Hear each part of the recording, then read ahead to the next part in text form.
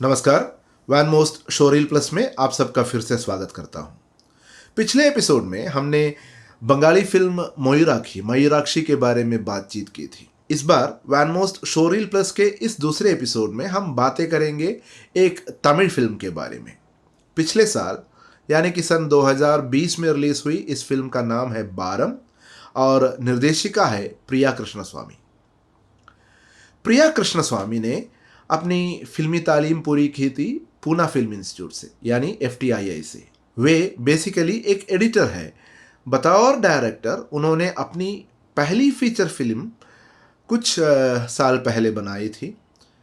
ये फिल्म हिंदी में है और इसका नाम है गंगूबाई। इस फिल्म को NFDC ने प्रोड्यूस किया था। बारम उनकी दूसरी फीचर फिल्म है। बारम यानी कि बोझ या भार, बर्डन इंग्लिश में। बूढ़े बुजुर्ग लोग जब अपनों को ही बोझ लगने लगती है तो क्या होता है, बेटे बेटियां और अन्य बंधुजन उनसे कैसे बर्ताव करते हैं। इस विषय पर कई फिल्में कई भाषाओं में बन चुकी है, कई किताबें छप चुकी हैं। इसी मुद्दे पर गौर फरमा रही है प्रिया कृष्णस्वामी अपने इस फिल्म के माध्यम से, लेकिन एकदम अलग रियलिस्टिक नजरिए से। तमिलनाडु के अंदरूनी इलाकों में, खास करके दक्षिण तमिलनाडु के अंदरूनी गांवों में तलईकूतल नाम की एक प्रथा, एक घिनौनी कुप्रथा आज भी प्रचलित है। इसके तहत बूढ़े बुजुर्ग लोगों की जब वे दूसरों को, खासकर उनके अपनों को बोझ लगने लगते हैं, हत्या की जाती है। इसे यूथनेसिया का, दया हत्या का नाम दिया जाता है और ये अलग अलग तरीके से किया जाता है। इस विषय पर यानी कि तलईकूतल के बारे में अखबारों इत्यादि में कई लेख छप चुके हैं। आप अगर इंटरनेट पर सर्च करेंगे तो काफ़ी कुछ पढ़ने को मिलेगा आपको इस बारे में, इस विषय पर। ऐसे ही तलईकूतल के बारे में कुछ लेखों को पढ़ने के बाद इस प्रथा पर एक डॉक्यूमेंट्री फिल्म बनाने का निर्णय लिया प्रिया कृष्णस्वामी ने। मुंबई से तमिलनाडु आई, मदुरई इत्यादि जिलों में जाकर इन्होंने रिसर्च की, लोगों से मुलाकात की, बहुत कुछ जानकर हैरान रह गई, स्तब्ध रह गई। अंततः डॉक्यूमेंट्री के बजाय एक फीचर फिल्म बनाने की सोची उन्होंने और बेटी आर्द्रा के साथ मिलकर प्रिया ने फिल्म प्रोड्यूस भी की।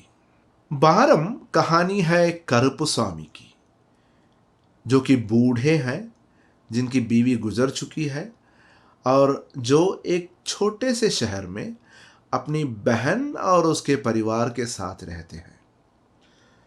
बहन, बहन के 3 बेटे मुरुगन, मणि और वीरा, और मुरुगन की बीवी और बच्ची, इन सब के साथ खुशी खुशी इनके घर में रहते हैं करुपुस्वामी। उसी शहर के एक रेसिडेंशियल कॉलोनी, जहां काफ़ी सारे अपार्टमेंट्स है, ऐसे रेसिडेंशियल कॉलोनी में बतौर वॉचमैन काम करते हैं करुपुस्वामी। हमारे रहते आपको भला काम करने की क्या ज़रूरत है, उनके भांजे उनसे पूछते हैं। खास करके वीरा पूछता है तो करुपुस्वामी प्यार से जवाब देता है कि काम करूंगा तो इस उम्र में मैं स्वस्थ रहूंगा, तंदुरुस्त रहूंगा। करुपुस्वामी का इकलौता बेटा सेंथिल अपने परिवार के साथ, बीवी स्टेला और बेटे के साथ पास ही के गांव में रहता है। हमें ऐसा प्रतीत होता है कि सेंथिल निहायती स्वार्थी किस्म का आदमी है, जिसे कि सिर्फ अपनी बीवी और बच्चे की फिक्र है, उससे ज़्यादा अपने बाप की भी खास कोई फिक्र नहीं। करुपुस्वामी कभी कभार अपने बेटे से और उसके परिवार से, खासकर अपने पोती से मिलने जाते हैं। एक दिन काम से लौटते वक्त एक दुर्घटना में, एक एक्सीडेंट में करुपुस्वामी घायल हो जाते हैं। तेजी से आती हुई एक बाइक उनको ठोक के गिरा के चली जाती है और उनकी कमर की हड्डी को चोट पहुंचती है। अस्पताल में डॉक्टर कहते हैं कि ऑपरेशन करने के सिवाय कोई दूसरा उपाय नहीं है। कमर की हड्डी टूटी है, अगर ऑपरेशन किया तो अगले 8-10 सालों के लिए करपुसामी बेफिक्र होकर काम पर जा सकते हैं। और अगर ऑपरेशन नहीं किया तो शायद पूरी जिंदगी, बाकी जिंदगी बिस्तर पर ही गुजारनी पड़ेगी उनको। करपुसामी के बहन और भांजे डॉक्टर के ऑपरेशन के फैसले से, सुझाव से सहमत हैं, करवाना चाहते हैं। पर अंतिम निर्णय, अंतिम फैसला तो बेटे को ही लेना है। कंसेंट तो उसी की चाहिए।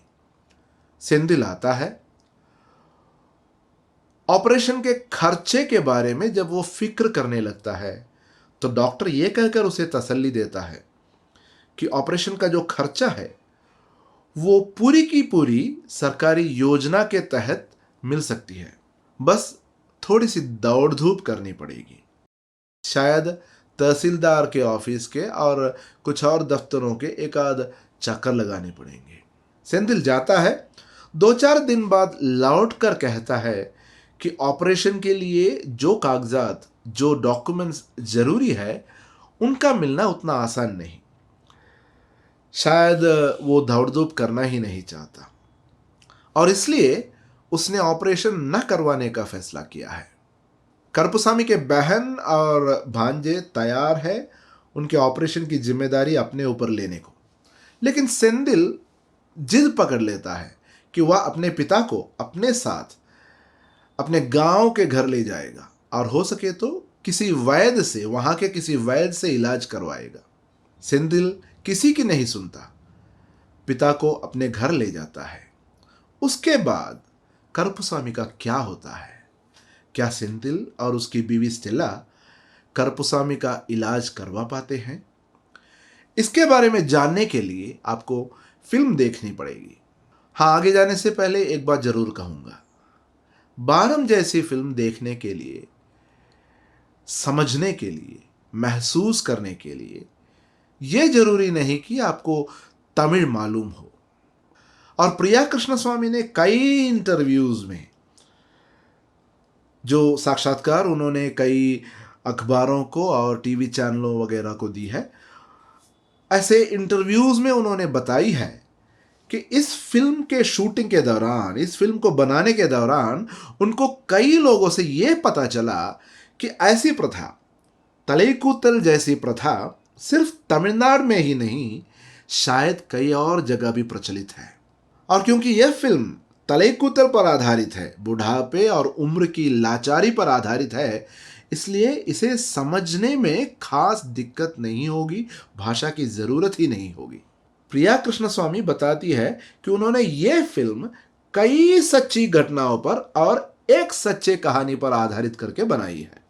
फिल्म देखते समय हमें ऐसा महसूस होता है कि हम सिर्फ एक कहानी नहीं देख रहे हैं, बल्कि कुछ ऐसे जीते जागते लोगों के बीच है जिन्हें हम शायद जानते पहचानते हैं, जिनके जैसे लोग शायद हमारे इर्द गिर्द ही मिलेंगे या फिर हमारे अंदर झांकर देखे तो वहीं मिलेंगे।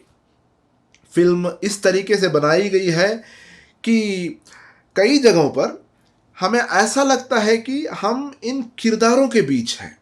उनकी जो जिंदगानियां पर्दे पर दिखाई जा रही है, यह फिल्म शायद हमें भी उसके बीच में कहीं खींच के ले जाती है। बतौर राइटर, बतौर डायरेक्टर प्रिया ने ये काम बखूबी निभाई है। साथ ही उन्होंने अपने क्रू से ऐसा ही काम करवाया है। अब उदाहरण के तौर पर फिल्म की पहली सीन को ही लेते हैं। पहली जो सीन है एक मेले से होकर हमें ले जाती है करपुसामी के साथ। हैंड हेल्ड शॉट्स कुछ ऐसे प्लान किए गए हैं कि हमें लगता है कि हम उसी मेले के बीचों बीच खड़े हैं। प्रिया कृष्णस्वामी ने पहले कुछ डॉक्यूमेंट्रीज भी बनाई थी और शायद यही तजुर्बा उन्होंने यहां अप्लाई की है।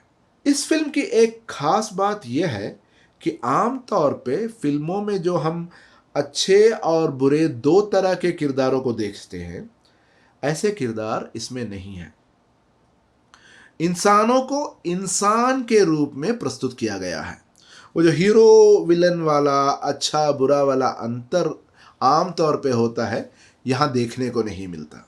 सेंथिल भी यहां विलन नहीं है। हाँ, स्वार्थी जरूर है। आप अपने अंदर झांक के देखिए, शायद सेंथिल वहीं मिल जाएगा आपको। बारम फिल्म के अभिनेता कोई जाने माने कलाकार नहीं, बल्कि ज़्यादातर नए लोग हैं, कुछ नाटक के अभिनेता भी हैं, लेकिन सभी ने अच्छा काम किया है। वैसे यहाँ वैनमोस्ट शोरील प्लस में हम फिल्मों के रिव्यूज़ नहीं करते, बल्कि ऐसे फिल्मों के बारे में बस बातचीत करते हैं। अगर आपने देखी नहीं है तो परिचय करवाते हैं ऐसे फिल्मों से। इसलिए ये नहीं कहूँगा कि फला चीज़ अच्छी है, फला चीज़ अप टू द मार्क नहीं है, वगैरह वगैरह। बारम पौंडीचेरी और आसपास के इलाकों में शूट की गई है। बारम जो सिर्फ 91 मिनट की फिल्म है, यह भी दिखाती है कि इंसान अपनी लालच के कारण ऐसी प्रथा को किस तरह से एक बिजनेस में, व्यापार में परिवर्तित करता है। ये फिल्म शायद ये भी दिखाती है कि जो लोग ऐसा करते हैं, ये करते हैं, वे शायद हमारे समाज में, हमारे बीच ऐसे जीते हैं जैसे उन्होंने कुछ गलत किया ही ना हो। नेशनल अवार्ड से सम्मानित यह फिल्म एक मस्ट वॉच फिल्म है, खासकर उन लोगों के लिए जो अर्थपूर्ण, मीनिंगफुल फिल्म्स देखना पसंद करते हैं। ये एक ऐसी फिल्म है जो शायद आपको सोचने पर भी मजबूर करेगी। बारम ऑनलाइन अमेज़ॉन प्राइम पर उपलब्ध है। फिलहाल आपसे विदा लेता हूँ। वैनमोस्ट शोरील प्लस के अगले अंक में फिर मिलेंगे। तब तक के लिए नमस्कार। तमिल में नंरी वनक्कम।